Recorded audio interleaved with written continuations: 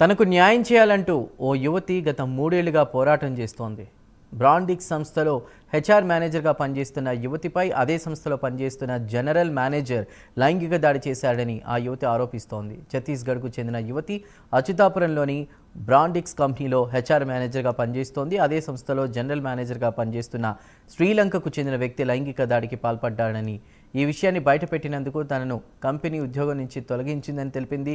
3 ఏళ్లుగా తనకు జరిగిన అన్యాయంపై పోరాటం చేస్తున్నా ఇప్పటికీ న్యాయం జరగలేదని తెలిపారు. ఈ విషయంపై ఢిల్లీకి చెందిన national United front, Republican party of India జాతీయ నాయకులు, స్థానిక ప్రజా సంఘాలు ఆమె పోరాటానికి మద్దతుగా నిలిచారు. రేపు అనకాపల్లి జిల్లా కలెక్టర్ కార్యాలయం వద్ద ధర్నాకి సిద్ధమవుతున్నారు.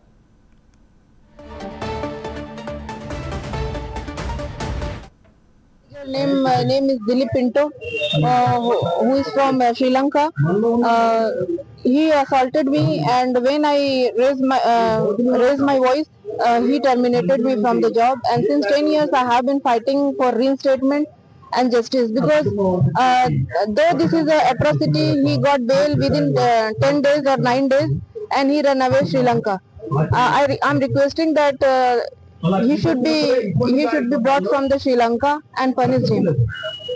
And I just want my reinstatement with all the back wages.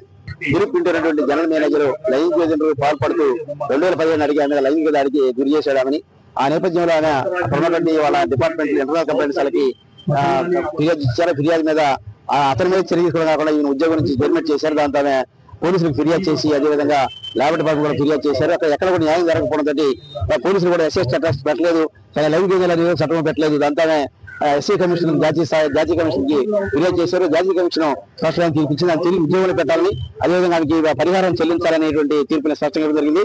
SST commission కూడా ఆర్డర్ ప్రకారం ఆ విషయాలు నిర్ధారణ తర్వాత మనకు స్పెషల్ కోర్టు కూడా ఆమె మీద